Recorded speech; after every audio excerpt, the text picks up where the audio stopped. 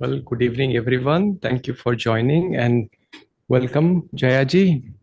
Jaya ji was just reminding us what is the time where he is right at now at the moment, which is still better, 5:30 a.m. for him. But then when it's winter, it is 4:30 a.m. when he joins. And he does this. We are not being very kind on him. We do ask him to come every month. But Jayaji, this is a very special time for all of us. So I don't think we have any other choice, but we are going to invite you. You will hear from us. Whether it's 5:30, we can only hope that the 5:30 remains 5:30 and somehow the US changes their rules and not make it 4:30. But we are very grateful for your presence, and now I hand it over to you. Thank you, Amin. It's not that bad. It's good to get up. And welcome everybody to those of you who are here, or to those of you who are there in Pune, those who I see also others that have joined us from other parts of India, and those of you who I have known in the past, welcome and hello once again. And I see Pranya's here from Cincinnati, in America. Maybe we have some others from far-flung places. So to everybody, welcome. And yes, it's still dark outside, but it's okay. Anyway, I enjoy this time of day, actually. And so we're going to have our Sunday Satsang today at this time. And so let's begin with the prayer, and then I'll do a chant, and then we'll meditate a little bit. We'll have our readings and then discourse as we usually do. So let's invite the masters to join us, to bless us, to come into our hearts. Divine Mother, Heavenly Father, friend, beloved, God, great masters of self-realization, Jesus Christ, Babaji Krishna, Lahiri Mahashai, Swami Sri Yukteswar, Paramhansa Yogananda, we bow to you all, and we invite you into our hearts to wash away all perfections. Take away those things that separate us from Thee. Make us whole. May we be pure, that we might reflect Thee and that Thou might shine through us to serve others and bring other souls into Thy presence. Om Shanti, Shanti, Shanti. And let's begin with the chant.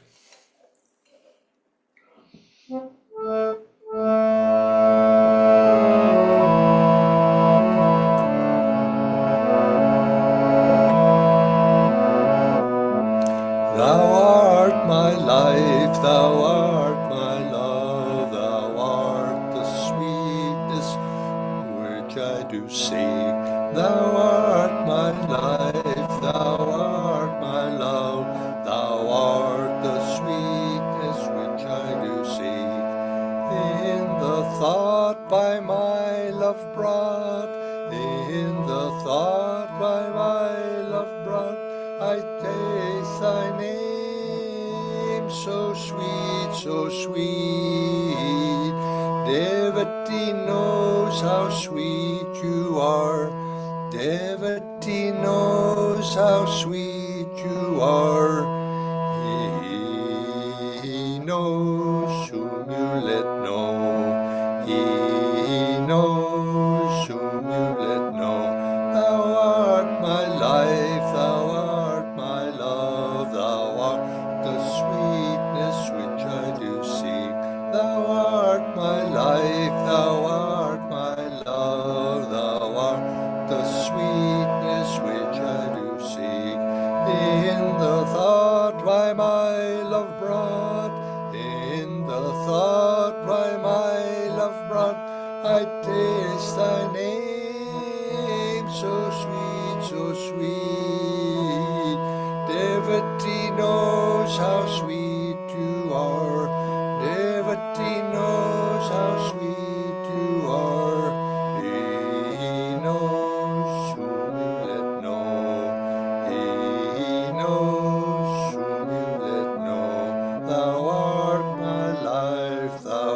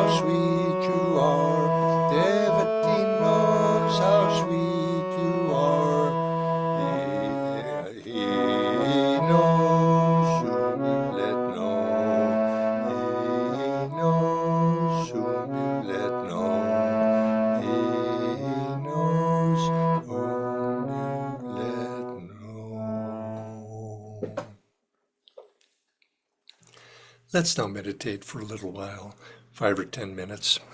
Let's sit up straight.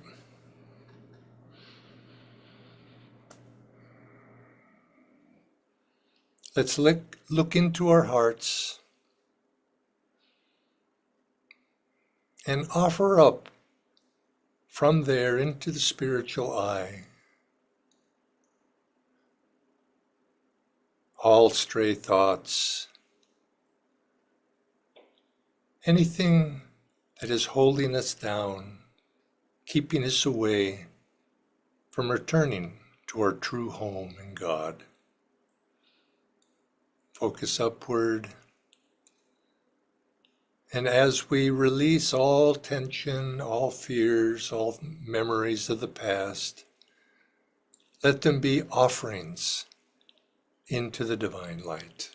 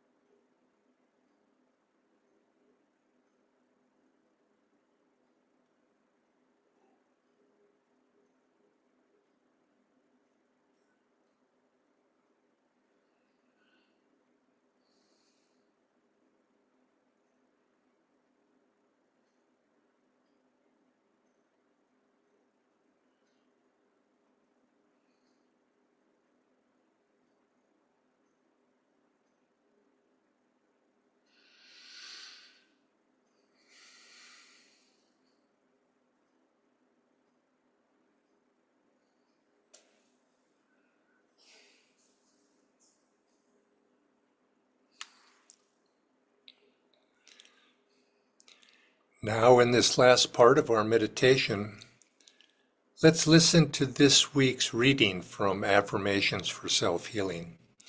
And today, our topic is from the Self-Healing book, Affirmations, is on humility. Humility is not self-deprecation. It is self-forgetfulness. It is knowing that God alone is the doer. It is the realization that nothing in this shadow world of appearances is all that important, except as it draws us closer to the Lord. Never tell yourself that you are sinful or weak or incompetent or lazy, except as such a statement may help you to surrender joyfully to God's power. Then live by that power. Never wear the mask of false humility. Humility is self-acceptance and self-honesty. You have a right to all power if you seek it in infinity, and if you never hold the thought that it resides in your little self. Today's affirmation, please, let's repeat, first loudly. I live by thy power, Lord.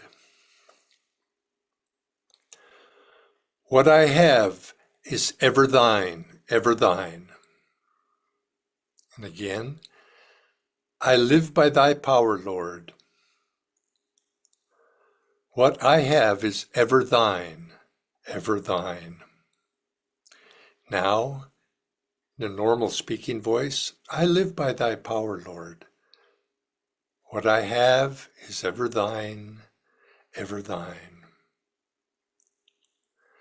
And now, whispering, I live by thy power, Lord. What I have is ever thine, ever thine. Now, placing our attention strongly at the point between the eyebrows, let's mentally affirm, I live by thy power, Lord. What I have is ever thine, ever thine. And this week's prayer, thou art the doer, Lord, not I. Express thy perfection through me as I strive ever eagerly to live in thy light. Now let's have our weekly reading.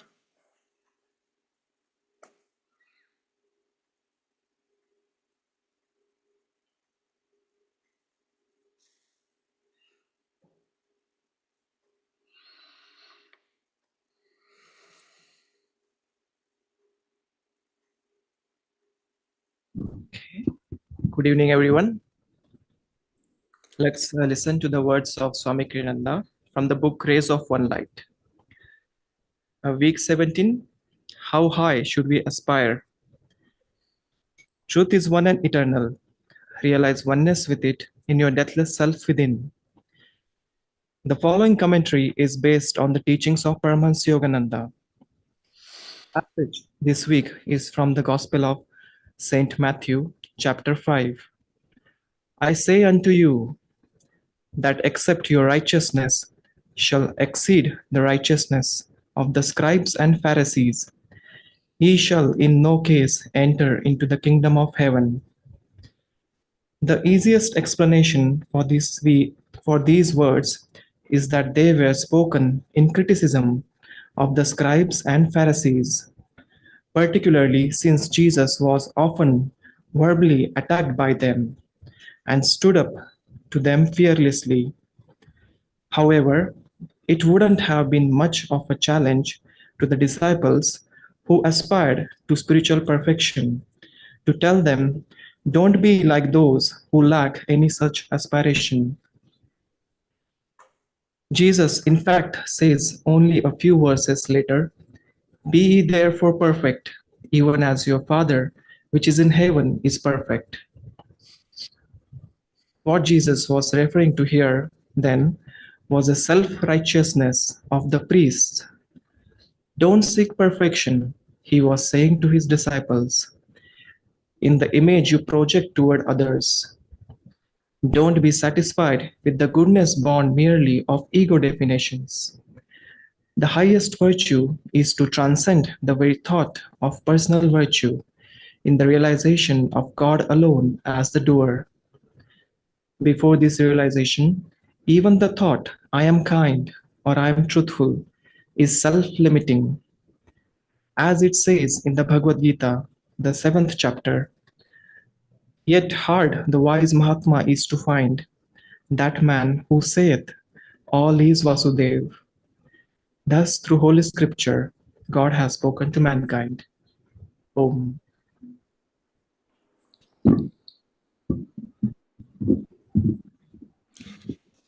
Thank you, Tushar. I'd like to start with, I was reminded when I was thinking about this topic, be ye therefore perfect. And sometimes, sometimes you hear people say, oh, in the midst of that, when they obviously have faults, and it's good to affirm that, yes, those are just temporary, they're not my real nature. And of course, sometimes, people will go so far as to think, well, they'll dismiss the fact that they don't have faults and not be able to really introspect enough to see that they're falling short a little bit. And of course, this is a balance, and this is what Swamiji in his readings today are balancing that. We have to be humble. We have to, we can't glorify our faults or revel in our faults, and we have to be able to see the faults in order to be able to do something about them. But the trick is to not identify that's not who and what we really are. And that's what Swamiji's saying here in true humility is self-forgetfulness. Whether we're this or that, or we have faults, we don't have faults. We're not this ego, we're something much more. But that led me, and as I was thinking about that, there was a story that Swami used to tell many years ago. And it reminded me of this story, and it was about in America. There's a sort of a Christian Science, a Christian denomination known as being a Christian Scientist, and the Christian Science Church is somewhat it very much believes in affirmation. It's affirmative. And of course, it also, and when it comes to healing practices, it's the healing practices of using one's affirmation, using one's, you could say, mental capacities, self-identification of I am healthy, I'm well, and somewhat denying the fact that you're unwell. If and it's a good practice. Swami used to say, don't say you're ill, say the body is ill. So disassociating with it. It's not I'm not ill. But the body is having troubles perhaps today. To be able to see yourself in that way. But the story Swami would say sometimes this goes a little too far, and he shared this story about a woman, supposedly, who was experiencing some physical difficulty and experienced pain. And she went to a Christian Scientist practitioner. And this Christian Science practitioner kept insisting to her, you don't have any trouble with your body. In God's kingdom, everything is perfect. This pain you're feeling, it doesn't really exist. Now, theoretically, and I guess, cosmically, that's probably true. But he kept insisting, your pain, it doesn't exist. But the woman kept insisting, it does pain. This is painful. I'm trouble with my body. And they kept going back and forth. And the Christian Scientist was having a difficult time convincing her. And so anyway, finally, the lady, to make her point, when she had when the Christian Scientist wasn't looking, she took off her shoe. And when the fellow, she took off her shoe, and when she caught his attention again, she took her shoe and she whapped him on the top of the head as hard as she could with the heel of her shoe. And he goes, oh, oh, oh, oh, oh. And he says, why did you do that? And she calmly said, you have no pain. It's all in your mind.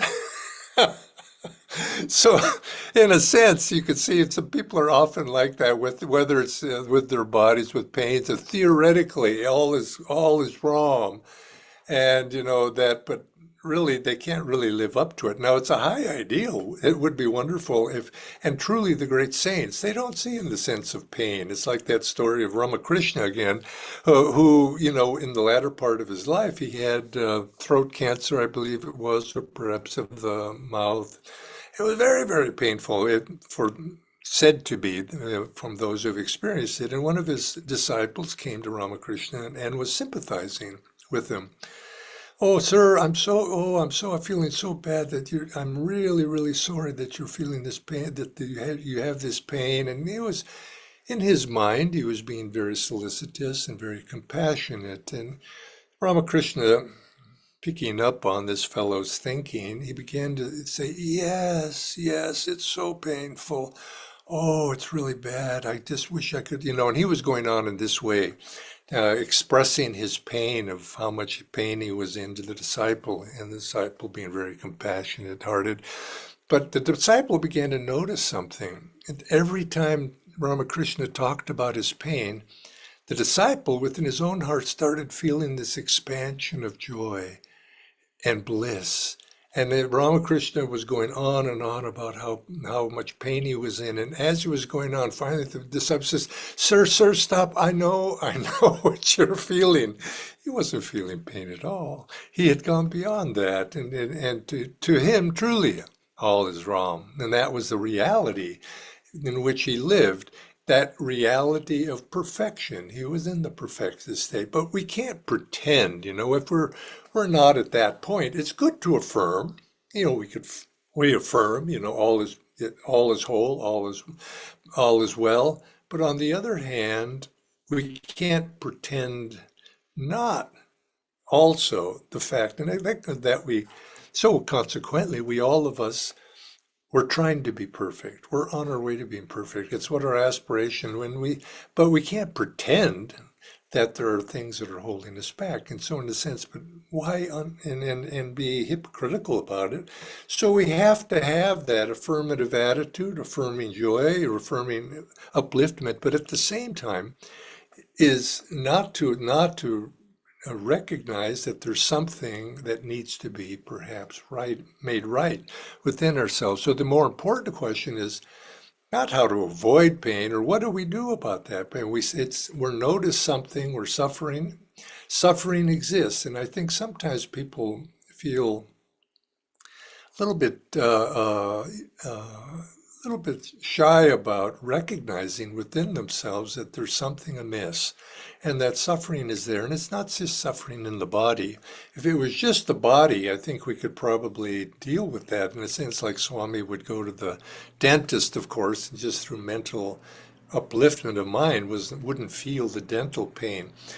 But those inner little things, those things that emotional, mental, these inner things, spiritual suffering, that's that very separation from God, that separation from living in the realization of who and what we really are. This is the nature of suffering, that sense of separation.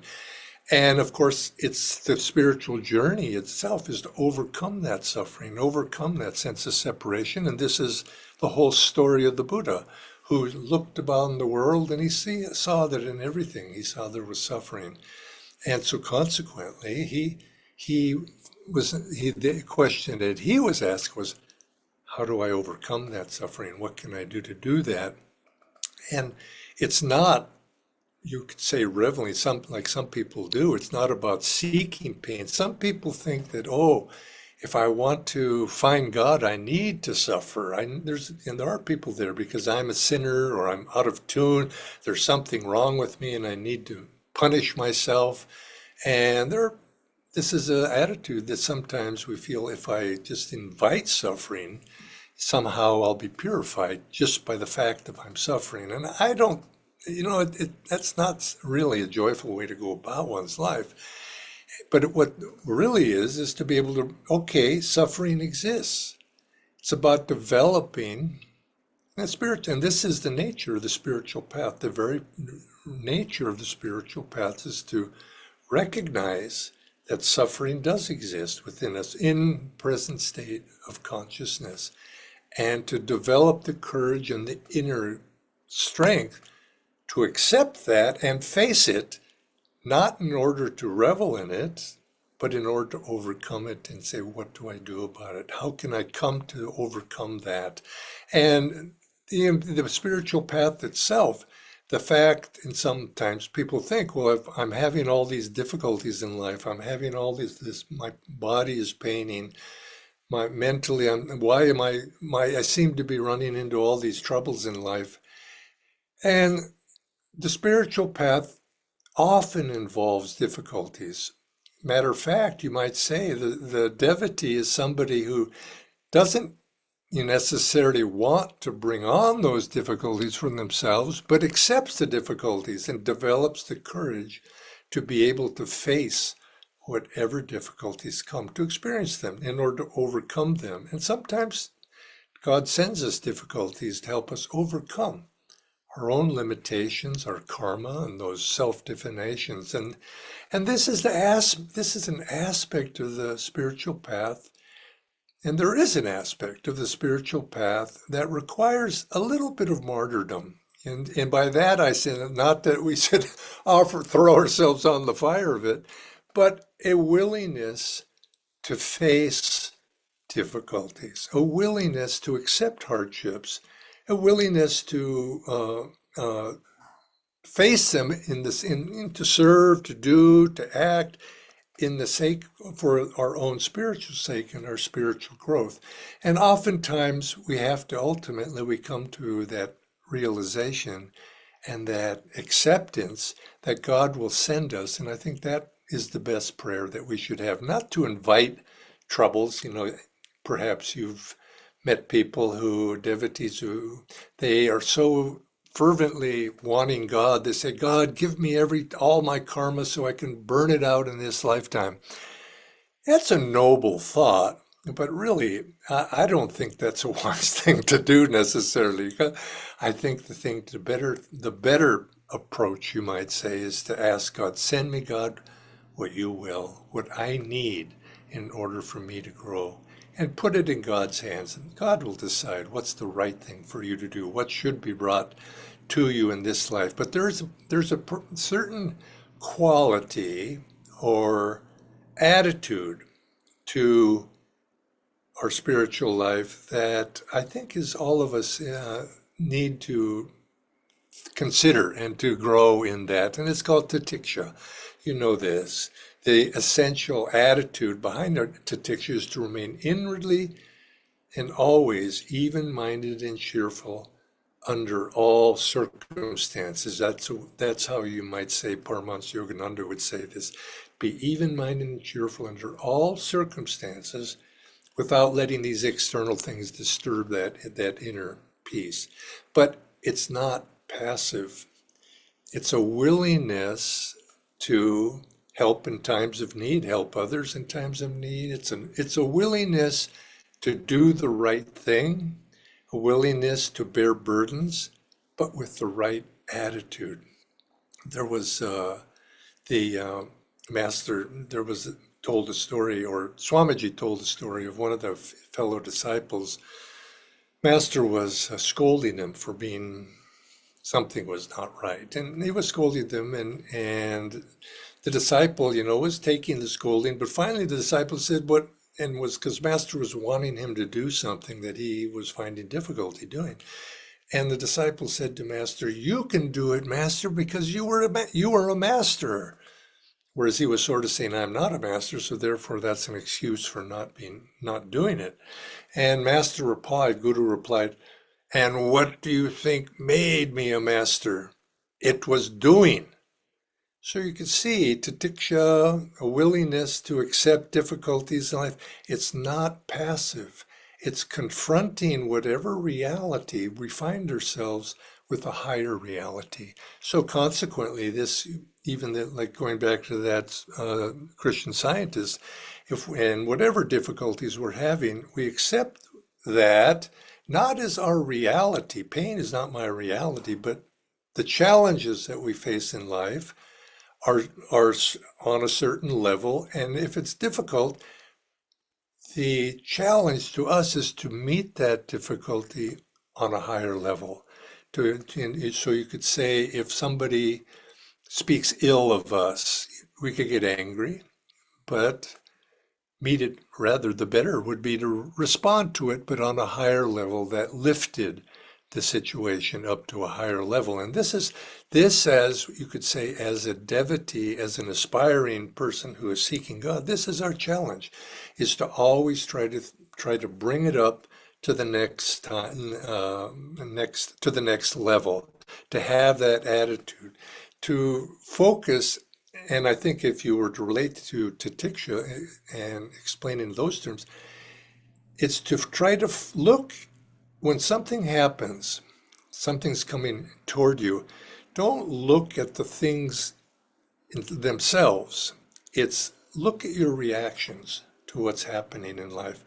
There's a tendency that, and you hear people say, there's a tendency is to dwell on how something difficult happens to you. There's a tendency to dwell on the thought, how do I feel about it? There's some truth to that. You have to recognize your feelings, but dwelling on what your feelings are about it tends to pull us into reacting according to likes or dislikes. I like it, I don't like it. I'm suffering, I don't like it, I like it or don't. And things outside of ourselves, I don't like that, I don't like that. And this, unfortunately, then, of course, the natural reaction is, well, if I can get rid of that, then I'll like it. And we go between those two poles. The better reaction, you might say, the inner reaction of keeping one's center, being joyful, calm, and even-minded, is not so much to focus on what's that thing outside of us and how to fix that thing or change that thing. The first thing is to look at your reactions. How are you reacting to what's happening? And then, if your reaction can be a sense of joy, calmness, even-mindedness, then you find you keep yourself open for the solutions that whatever might come. And when fortune smiles at you, something outwardly, remind yourself, good things, they don't last forever. They come, they go. Same thing when misfortune comes. Remember, it's not permanent. It's going to come and it's going to go. And this attitude is the step toward interiorizing the mind and bringing your reactions to what's going on under control, keeping your center, not losing your center in the vicissitudes of life. And this is the better attitude is you could say is the one that Jesus Christ took when he was the evening before he was arrested and was ultimately crucified. He was in the Garden of Gethsemane, and he could foresee what was going to happen. And he didn't mentally say, oh no, oh no. But he did say he could see the suffering and pain and everything that was coming, not just the physical suffering, but the rejection and all the turmoil that why did this have to be? He didn't revel in that. He saw it coming, and he said, if this cup can pass from me, let it pass. Talking to God. But if it be thy will, I give myself, may thy will be done. He accepted it. And I think when suffering comes, I think this attitude of not rejection, not reveling, but really accepting what comes of itself, let it come. And then we deal with it. We respond to it. We do whatever is the necessary response to that suffering. Some people, I think they approach suffering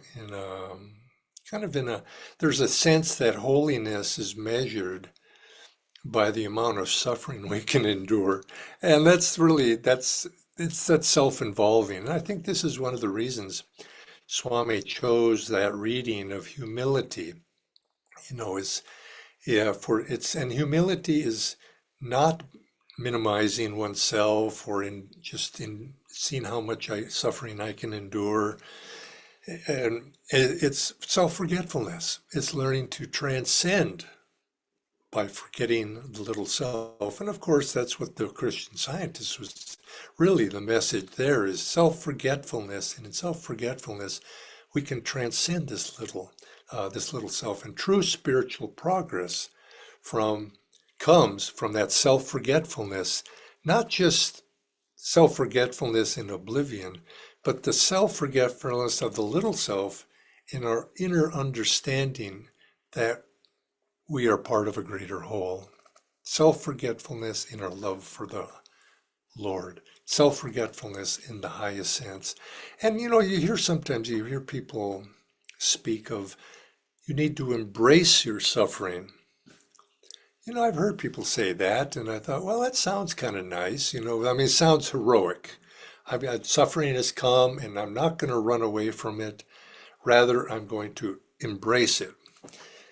You could say it's like maybe a challenge. I'm going to embrace this challenge. Well, yes, I think I can see that for challenges, but I don't think it's so much about embracing suffering per se, but to embrace whatever comes. In other words, embrace that what is happening perhaps is causing you suffering. Embrace it with courage, embrace it with love, and embrace it as God has sent this to me. And then if suffering is a part of that, see if you can use that as an opportunity for growth. And rather than, it's not so much embracing the suffering, but it's embracing the challenge and then rising to the occasion of whatever that challenge is. And I think this is at the essence of, that old tradition of tapasya, of, doing austerities of one sort, extreme austerities of one sort or another. It's not about, the essence of tapasya is not about the suffering again, but it's the joyful embracing of the difficulty, the challenge, in order to make ourselves stronger. But notice what I added there. It's the joyful embracing of difficulties and challenges.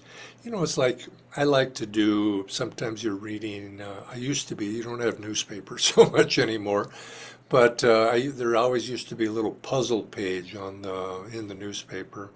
And I always kind of went to that puzzle page and solved the puzzle, whatever it might be. I enjoyed that. Because, of course, it had nothing to do with me personally.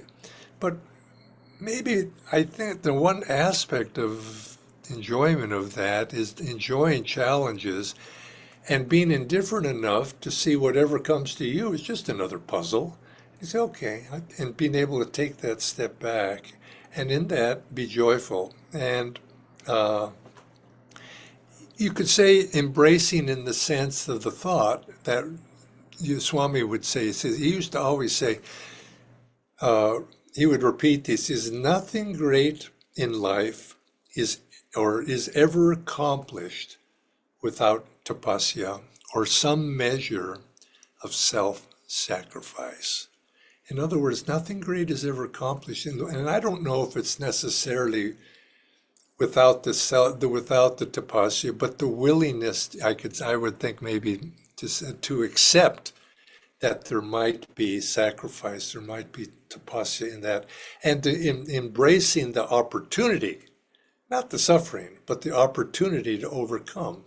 And it's self-sacrifice ultimately, and it's not punishment, but it's also, you could say tapasya is also removing those things that keep me away from God, keep me from my upward journey. And it's a firmness in staying centered in the self and doing anything which resists that, removing those things that pull you out of yourself. And I think this is what the spiritual path ultimately, it drives us into the inner world of sacrificing the little self for the higher self, sacrificing the simple, easy solution for perhaps the harder solution. I think it's a good thing to look. There's two choices in life, and I've often used this in my, we're looking for guidance in life oftentimes. Should I do this or should I do that? and you start thinking about, maybe I should do this or that. And one of the tests, you might say, of how I might respond to something as difficulty has come up is I think of the different ones. I could do that, I could do that. And I ask myself, which is easy and which is hard? Because in a sense, there's a tendency of ourselves to look for the easy solution. I can do that and get rid of it real quick. But it may not be the right one. So I often will think, well, if I could have two, which is harder? And often, if I ponder that enough, I'll find that probably the harder thing to do is the right thing to do. Should I talk to that person and kind of fix this situation? Or I could it's the easy thing is just to go and just forget about it and put it under the rug, you might say. That's the easy thing. Dealing with it is the harder thing. And usually, oftentimes, not always, but often, it's the harder one that we need to do, really. And so that in a form, that too, it's like Tatiksha, resisting that temptation to take the easy way out. Should I take the elevator or should I take the stairs? Now, they're both good choices, but sometimes taking the stairs is better for us. And whereas taking the easy way is not so good for us. So let's keep that in mind. In summary, I'd say it's an attitude of cheerful endurance. That's what we want, is an attitude of life. Cheerful endurance, even-mindedness, and inward detachment a little bit to whatever comes to us in life. Accept it with joy and respond appropriately. Take action. Don't be a bystander. And even with stuff inside ourselves. Life is always challenging us. God and Divine Mother is always challenging us in some way. And it's a challenge if we see it coming from God's hand. God is the doer. Divine Mother is offering us an opportunity in whatever comes to us in life. And I think one of the best ways to respond to most things in life is you say, thank you, God. Thank you, God. And if you bring that attitude in itself, we're speaking about when difficulties come, how we respond to it is not on that level, but if we respond to whatever comes to us in life on a higher level, we find that we're halfway there to solving the situation. And this attitude of thank you, God, if it's true, a feeling in the heart of gratitude. Gratitude is the solution. You're on a higher level, and you'll find in that higher level, if it's truly, you'll find that solutions begin to come to you. Change the consciousness of the situation. First become calm, accept, see it as coming from God, and then then act. But you'll see if you truly feel that, the solutions in your action will draw the solutions. And ultimately, inwardly, that ultimate perfection will come. Be perfect. I think when Master or Christ is saying, he says, be thy perfect. It's the direction that's being pointed to us. Seek that perfection in God and remove those things that are preventing us from seeing that perfection in God. It's the direction that we're going in that is the real measure of our spirituality. So God bless all of you, and let us have we'll have our arati, or I think I have it right. I think is that the next step, and we'll have our arati and a blessing. Or did I forget something?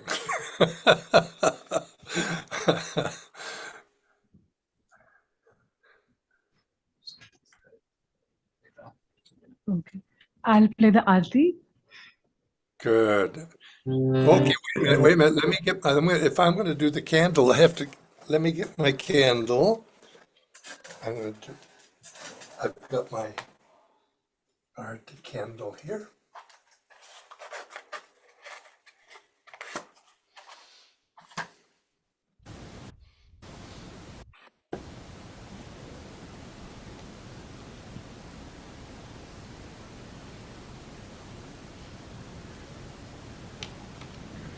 Okay.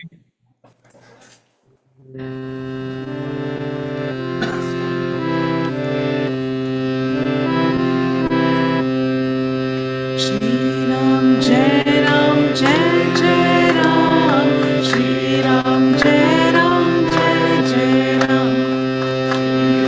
Jai Ram, Jai Jai Ram. Shri Ram, Jai Ram, Jai Jai Ram. Shri Ram, Jai Ram, Jai Jai Ram. Shri Ram, Jai Ram, Jai Jai Ram. Shri Ram, Jai Ram, Jai Jai Ram. Shri Ram, Jai Ram, Jai Jai Ram. Shri Ram, Jai Ram, Jai Jai Ram. Shri Ram, Jai Ram, Jai Jai Ram. Shri Ram, Jai Ram, Jai Jai Ram. Jai Ram, Jai Jai Ram. Shri Ram, Jai Ram, Jai Jai Ram. Shri Ram, Jai Ram, Jai Ram.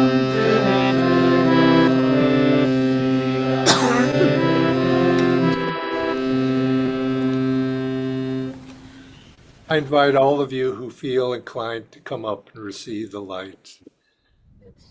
As you approach, offer a prayer of gratitude to the infinite light in whose love our line of masters have descended to share with us.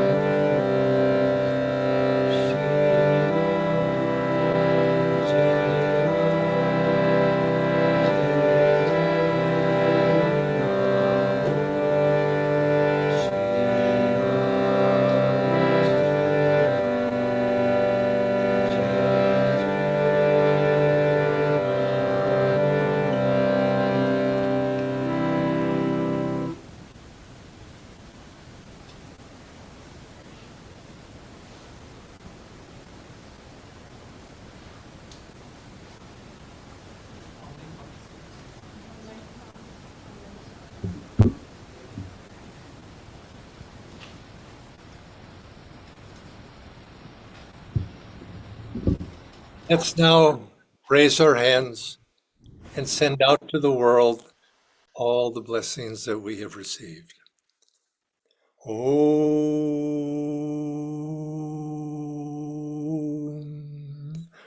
Om.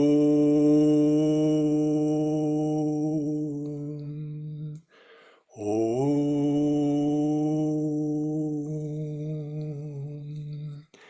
And let us conclude with a prayer. Divine Mother, Heavenly Father, friend, beloved, God, great masters of self-realization, Jesus Christ, Babaji Krishna, Lahiri Mahashai, Swami Sri Yukteswar, beloved Master Paramahansa Yogananda, saints of all religions, we humbly bow to you all. Divine Mother, may we be ever steadfast in our quest to be one with Thee. Come to us. Let us wait no longer. Come into our hearts, fill us with Thy joy, Thy love, Thy compassion. Help us to reach out to others with Thy message of self-realization. Om Shanti, Shanti, Shanti. Om Guru. God bless all of you. And are there any final announcements? No, thank you. Thank you, Jayaji. Oh, which direction should I face? You are all around us. You have become omnipresent. Thank you again for. Thank you very much. And I look forward to once a month being able to connect with everybody there, to be able to see all the happy faces, and it's a joy actually to get up that early in the morning. It's not to greet all of you. Month, Jayaji. Yeah. Thank you so much, and we look forward to seeing you very soon. Okay. God bless all of you. Joy to you.